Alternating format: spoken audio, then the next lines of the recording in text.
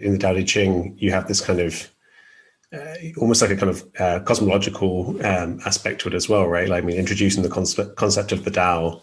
And I mean, since that's at the center of all this, maybe we should get into precisely what the Tao is, even though it's hard to to really say what it is. Yeah, I mean, they refer to this as the idea being like kind of the mother of all things. It even, the Tao Te Ching briefly referred to the gods and goddesses that were typical of like ancient Chinese beliefs.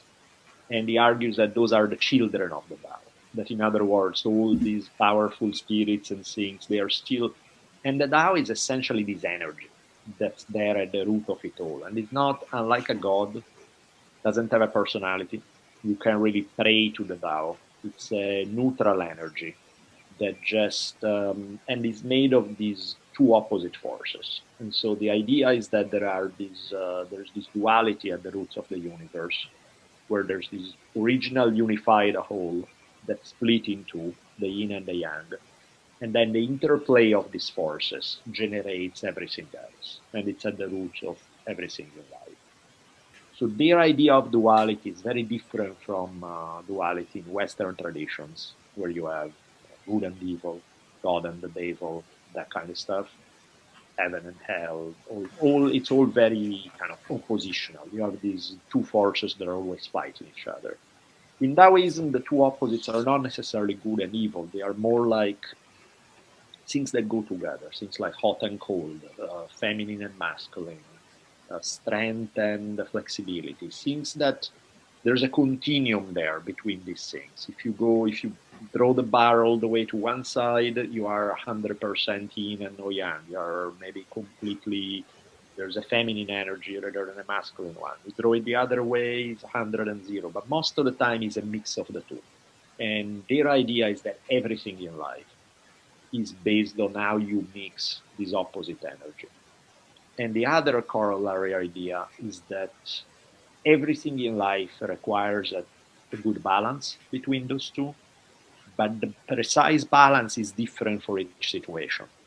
So the metaphor that I always find the most useful is the idea of surfing, where there is no, your balance needs to be exactly 50% in the middle of the board to ride the wave, because the wave is constantly changing. So one moment you need to lean heavily to the right, one moment you have to come to center, one moment you lean left a little, one moment you lean left a lot.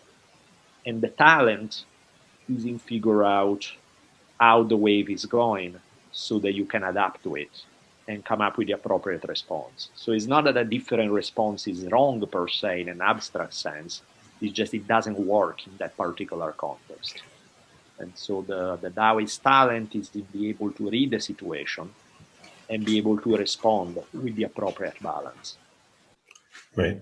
And the wave analogy seems really apt, because there's this idea that kind of reality really is change. It really is flux. It's like it's a process, right? That's really, really emphasized.